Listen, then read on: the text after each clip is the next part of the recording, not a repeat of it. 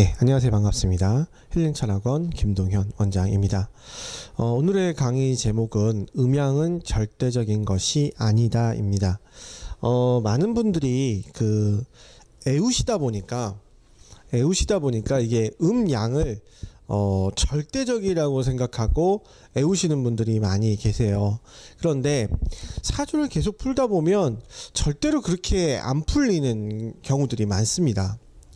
그러면 왜 그럴까를 한번 고민해 보신 분들이 계신다면 아마 이 강의가 좀 귀에 들어오실 것 같습니다. 자, 일단은 우리가 음양이라고 하면 태극이 낳는 거죠. 혼돈에서 태극이고 태극이 음양을 낳는다고 하는데 이 의미를 좀 먼저 설명드릴 게 있습니다. 우리가 태극이라는 건 이렇게 생겨서 이렇게 생긴 게 태극이죠. 그림이 좀 이상하지만 이게 태극이라고 칩시다. 네, 태극이라고 치는데 태극에는 요렇게 두 가지의 또 점이 있습니다. 점이라고 해야 될까요? 뭐라고 할까요? 이런 공간이 있는데 이 태극의 의미가 있어요. 이게 만약에 음이라면, 자, 여기가 만약에 음이라면, 자, 여기에 또 음이 있어요. 여기에. 그래서 음은 양을 낳고, 이건 양인 거예요. 흰색이니까. 음은 양을 낳고 양은 음을 낳는 거예요. 그게 태극의 원래 의미입니다. 그래서 여기 이렇게 동글뱅이가 그려져 있고 반대쪽 색깔이 있는 거거든요. 무슨 얘기냐면 태극은, 태극의 음양이라는 거는 절대적인 양도, 절대적인 음도 없답니다. 양이 가득 차면 음이 시작하고 음이 가득 차면 양이 시작한다가 태극의 원래 의미예요. 그래서 태극을 음양으로 나눴다고 해서 이걸 정말 반쪽으로 딱 나눠가지고 음양이 아니거든요. 이렇게 섞여 있다라는 개념입니다. 원래 음양이라는 개념은 그렇습니다. 그래서 양은 음을 낳고 음은 양을 낳는 게 태극의 원래 의미라고 생각하시면 되고 그게 음양의 원래 의미라고 좀 생각하시고 들으시면 조금 더 편하실 겁니다. 자, 그러면서 우리가 음양을 얘기할 때 제일 먼저 얘기하는 게 날일자와 달월자죠. 그래서 낮과 밤이 음양이죠. 가장 대표적인 음양이 낮과 밤입니다. 그 다음에 의미적으로 따지면 왕성할 때, 쇠약할 때. 그래서 양은 낮이고 음은 밤인데 이렇게만 보는 것이 아니고 왕성할 때, 쇠약할 때, 시작할 때, 마무리할 때 이렇게도 음양을 얘기합니다. 12지지를 좀 보도록 하겠습니다. 12지지에서 음양이라는 개념은 어떻게 되냐면 태양이 뜨고 지는 것과 같이 보시면 됩니다. 1월과 같이 보면 돼요. 그럼 태양이 언제부터 뜨냐면 인시부터 뜨죠. 인시부터 떠요. 그래서 술시에 지는 게 맞는데 이렇게 따지면 반절을 못 따지겠죠. 그래서 인시부터 어디까지가 양이냐면 요렇게 나누어서 미까지가 양입니다. 목과 화가 양이고요. 목과 화가 양이고요. 신부터 시작해서 수까지가 음입니다. 다시 얘기하면 금, 수는 음이에요. 목, 화는 양이고 금, 수는 음입니다. 이렇게 보는 거예요. 이거는 시간으로도 이렇게 보고요. 계절로도 이렇게 봅니다. 계절로도 봄에서부터 여름까지를, 왜 미까지가 여름이죠. 여기를 양으로 보는 거고 신부터, 그러니까 열기가 식죠. 신부터 식어서 추운 데까지를 음으로 봅니다. 그래서 이쪽이 양, 이쪽이 이렇게 나누기도 해요. 그러니까 목도 가불이 있는데 요렇게 보면 목은 다 양이죠. 요렇게 보면 화는 다 양이에요. 자, 요렇게 보면 금은 다 음이고 요렇게 보면 수는 다 음입니다. 우리가 조우용신이라는 걸 하죠. 조우용신. 이 조우용신에서 덥고 춥고는 요걸로 나누는 거예요. 목화가 있으면 양이고 금수가 있으면 음인 거예요. 그러니 금수만 있는 사주는 추운 사주고 목화만 있는 사주는 더운 사주예요. 이렇게 보는 겁니다. 이게 조우용신에서 음양을 나누는 방식이에요. 음양을 나누는 방식입니다. 양, 이렇게 돼야 되는데 이거 다 음인 거예요. 이렇게도 나눌 수 있는 거죠. 그러니까 절대적인 음양은 없는 거죠. 처음에 얘기했을 때 시작은 양, 끝은 음이라고 얘기했죠. 시작은 양, 끝은 음. 자, 그렇게 되면 어떻게 되냐면 또 영마는 양이고요. 영마는 양이고요. 화계는 음입니다. 이렇게도 되는 거예요. 영마는 시작이니까 다 양으로 시작하고, 왜 지장간을 보면 알아요. 인신사의 지장간을 보면 양밖에 없습니다. 다 양이고, 그 다음에 화계는 다 음이다 라고 얘기하는 거예요. 그러면 진토와 술토는요, 얘는 양이잖아요. 아닙니다. 이 식으로 보면 얘도 음입니다. 진토와 술토도 음이에요. 양 아닙니다. 자, 그러면 이걸 양으로 보는 건 뭐냐면 이 12지지를 순서로 보는 거예요. 순서로. 그래서 양, 양, 이런 식으로 쭉 돌아가는 거 있죠. 양음이 섞여 있어야 되니까. 이렇게 봤을 때는 양음 이렇게 되는데, 시작과 끝으로 봤을 때는 영마는 다 양이고 화계는 다 음이에요. 그러니 왜 우리 그 강의 때 한참 하면서 항상 이렇게 헷갈리시는 분들, 채는 채는 음인데 용은 양이다, 뭐 이런 얘기 많이 해요. 그게 뭔지 모르는데 바로 이 개념이에요. 이 양음 생긴 걸로는 양인데, 그러니까 그게 많이 많은 게 사화와 해수죠. 사화가 이 양음 하면 얘 음이죠. 얘도 음이에요. 분명히 음입니다. 얘도 음이고 얘도 음이에요. 양음 하면 얘도 음이에요. 자, 그런데 영마가 양이라고 했죠. 영마가 양이라고 했어요. 그랬을 때는 어떻게 돼요? 해수도 양이고 사화도 양인 거예요. 이렇게 보는 겁니다. 그럼 여기서 조금 더 구체적으로 보려면 뭘 보면 되냐면 지장간을 보면 돼요. 사화의 지장간 병화죠. 경금이고 무토예요. 양밖에 없죠. 임수의 지장간 임수고 간목이고 무토죠. 양밖에 없어요. 그렇죠? 그러니 실제 용은 양으로 쓴다, 이렇게 보는 거예요. 그렇죠? 요렇게 양음 갔을 때는 분명히 음한데, 오화는 양하고, 왜? 병호는 있는데 병사는 없잖아요. 위아래로 짝지어졌을 때 병호는 있는데 병사는 없잖아요. 얘가 왜 양인데 그럼 병사가 돼야 되는데 병오가 된단 말이야. 이게 왜 안 맞잖아. 그게 아니라 요렇게 되어 있을 때는 병호인데 요렇게 지장관이나 영마로 봤을 때는 얘는 양인 거예요. 그러니 채는 무엇이니 용은 무엇이다, 이런 얘기가 여기서 나오는 거예요. 그런데 이거를 왜 많은 분들이 이해를 못 하시냐면, 이걸 절대적이라고 애워서 그래요. 절대적이라. 그러니까 자수는 무조건 양, 해수는 축은 이렇게 애우는 거야. 이렇게 애우니, 아니 얘가 음인데 왜 양이고 얘는 음인데 왜 양, 뭐야 이거 도대체, 어쩌라는 거야. 어쩌라는 게 아니고 몰라서 그런 거예요. 알면 돼요. 그런데 그렇게 안 가르쳐요. 몰라서 안 가르치는 건지 아는데 안 가르치는 건지는 전 잘 모르겠어요. 그런데 이렇게 이해하시면 됩니다.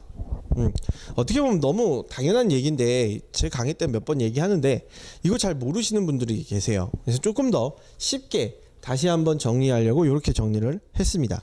또 십천간을 이렇게 나누는 방법이 있어요.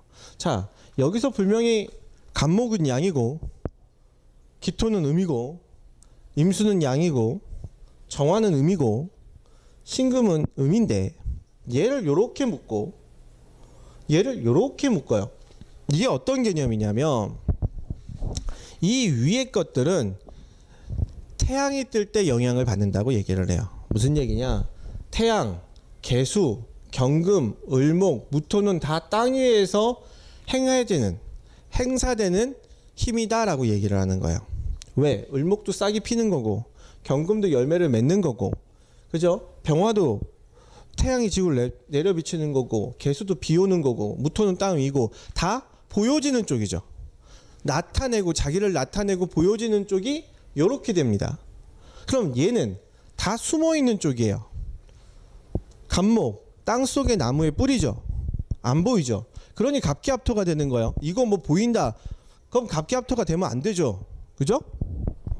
제발 그런 건 뭐 이렇게저렇게 하지 마십시오. 갑목은 땅 속의 나무예요. 그러니 갑기합토가 되는 거예요. 땅 위에 나무는 갑기합토가 되면 안 되죠. 그죠? 자, 그러면 임수는, 이 임수라는 게 제 설명하기 위해서 바다 뭐 이렇게 호수 이렇게 얘기하는데, 정확히 얘기하면 물이 땅 속에 스며들어 가득 찬 거죠. 지하수예요. 임수라는 원래 글자의 의미는, 그러니까 땅 속에 있는 물이라는 개념이죠. 그래서 어는 거예요. 그래서 임수예요. 자, 이걸 정화, 땅이 따뜻한 거 녹이죠. 임수를. 그래서 정임 한목이 되는 거예요. 물이 얼어 있는데 정화가 들어오면, 태양이 땅 속으로 스며들면 녹이죠. 그래서 새싹을 핀다예요. 그게 뭐예요? 축토예요. 축토. 축토가 물을 녹인다요. 그래서 뭐가 돼요? 임목, 나무가 피는 거죠. 그래서 정임 한목이에요. 이런 의미예요. 자, 그러니까 요렇게 보면, 그 다음에 신금은 씨앗이니까 안 보이죠. 여긴 경금은 드러나는 거고 여기는 안 보이는 거고, 그래서 이 위에 것들을 나타내는 쪽 양, 이 아래 것들을 나타내지 않는 쪽 이렇게 얘기를 해요. 그래서 이 위에 것들은 위에 것들끼리 합이 되죠. 을경합금, 무게합파, 각기합토, 정임한목 이렇게 되는 거예요. 왜? 편하다. 지들이 만나서 꿍짝꿍짝하기 편하다. 왜? 다 안 보이는 쪽, 다 보이는 쪽. 자, 그런데 병신합수가 있어요. 병신합수가. 그런데 그래서 신금을 양권의 신금, 음권의 신금, 그러니까 양의 신금, 음의 신금으로 나누는 거예요. 왜? 이모작이니까. 겨울에 뿌리는 씨와 여름에 뿌리는 씨가 있다. 이렇게 두 개를 나누어서 양권의 신금과 병화가 합되는 거죠. 그래서 병신합수. 이렇게 되는 건데, 그럼 여기서 병신합수는 개수겠어요? 임수겠어요? 개수겠죠. 보여지는 쪽. 자, 이렇게도 음양을 나눠요. 음양을 나눠요. 그런데 이거를 그냥 갑은 양, 이렇게만 얘기를 하면 얘가 지금 이해가 안 가는 거예요. 도대체 이 소리가 뭔 소리야? 어느 나라 말이야? 아니, 분명히 각기합토는 맞는데 이게 왜 같은, 뭐지 이거? 그렇게 되는 거예요. 을경합금도 이렇게 되는 거죠. 그러니까 양권에서 합의되는 건 다 양권으로 드러나겠죠. 을경합금은 경금이 될 것이고, 무게합파는 병화가 되겠죠. 그죠? 무게합파가 정화가 되진 않아요. 각기합토는 기토가 되겠죠. 무토가 되진 않아요. 정임한목은 갑목이 되겠죠. 을목이 되진 않아요. 그죠? 요렇게 보면 쉬운 거예요. 얘가 갑기합토인데 왜 기토가 되냐? 정임한목인데 왜 갑목이 되냐? 요렇게 보면 간단하죠. 그죠? 그러니 음양을 단순히 애워서 갑은 양, 을은 갑을 병은 화, 정은 이렇게 보면 안 되는 거예요. 이렇게 보면 해석이 안 돼요. 그럼 왜 이거를 얘기를 하냐? 그냥 심심해서 하는 건 아니겠죠? 사주를 풀 때 조우용신을 풀 때도 이 방식을 써야 되지만, 우리가 평관 정관을 얘기할 때도 이 방식을 써야 됩니다. 이 관이 평관이라고 써있지만 정관으로 들어올 때가 있고요, 정관이라고 써있지만 평관처럼 들어올 때가 있어요. 왜? 음양이 같은가 다른가를 봐야 되는데, 이게 단순히 갑을병정 무기경신인 게 음양, 그 다음에 자축인묘 진사오미의 음양이 아니라 실제로 사용되는 음양을 봐야 되는 거예요. 그 음양으로 다 봤을 때 얘를 평관으로 봐야 되는가 정관으로 봐야 되는가를 보고, 나에게 정관이라는 건 뭐예요? 편하다. 평관이라는 건 불편하다. 정제라는 건 편하다.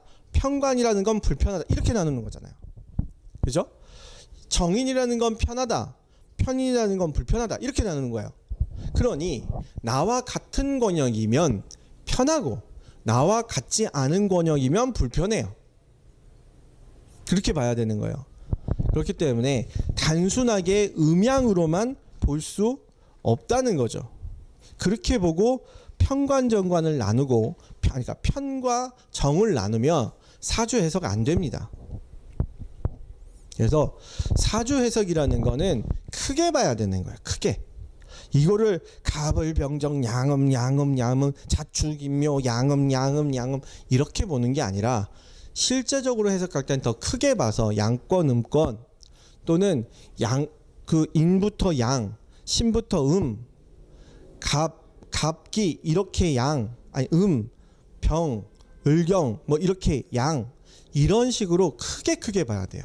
그래야 이 음이 이게 보여지는 쪽인지 감춰지는 쪽인지. 자, 을목이 보여지는 쪽으로는 양이에요. 그런데 힘으로는 간목이 양이에요. 이렇게 바뀌어요. 안 바뀌는 것도 있지만 바뀌는 것도 있는 거죠. 자, 임수도 똑같아요. 임수도 수의 힘이 강한 건 양이에요. 하지만 땅 속에서 행하기 때문에 음이에요. 계수는 힘으로 따지면 음이지만 그러나 표현되는 건 양이에요. 그러니 이걸 양음 이렇게 해가지고 양음 이렇게 봐가지고 평관정관 이렇게 나누고 평인정인 이렇게 나누면 사주 해석 못합니다. 전체적인 흐름, 전체적인 모양, 전체적인 색깔. 그러니 가부를 떠나서 또는 묘와 인을 떠나서 다 그걸 목으로 볼 때가 있고, 그러니까 인목하고 묘목을 구분 안 할 때가 있고, 신금하고 유금을 구분 안 할 때가 있고, 사화와 오화를 구분하지 않을 때가 있고, 정편을 따로 나누지 않을 때도 있습니다. 왜? 얘가 어떻게 들어왔느냐, 나에게 어떻게 들어왔느냐. 편하게 들어왔으면 정편을 나눌 필요가 없는 거고, 불편하게 들어왔으면 정편을 나눠야 될 필요가 있는 거고. 양이 절대적이지 않다라는 것부터 시작해서 지금 여기까지 얘기를 했는데요. 이해 안 가시는 분들도 계실 수는 있습니다. 뭔 소리야 저게, 뭐라는 거니, 이렇게 얘기할 수도 있지만 정말 고수분들은 이해하실 겁니다. 그리고 어느 정도 뭐 이게 왜 사화가 음인데 왜 양으로, 여기에 대해서 고민해 보신 분들도 이해하실 겁니다. 이해 안 가신다면 이해하시도록 노력하실 필요는 있습니다. 왜? 너무 한정되게 보면 사주가 안 보여요. 좀 크게 보시는 연습을 하셔야 되고, 그걸 하기 위해서는 반드시 뭘 해야 된다? 기초를 열심히 하셔야 됩니다. 이거 애워가지고 편이니까 뭐 정이니까 편관이니까 남편 때문에 이혼을 할 거예요, 정관이니까 남편이 잘해주지 않나요? 안 맞는다고. 맞을 때도 있지만 안 맞을 때도 있어요. 내가 책을 잘못 봤나? 책 잘못 본 게 아니고요, 당신이 잘못된 거예요. 이해를 못한 거거든요. 그죠? 그러니까 좀 크게 보여야 되고 계속 공부하세요.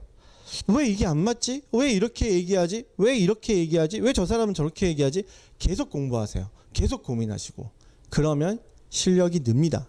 그러면 사주가 보입니다. 그러면 사람이 보입니다.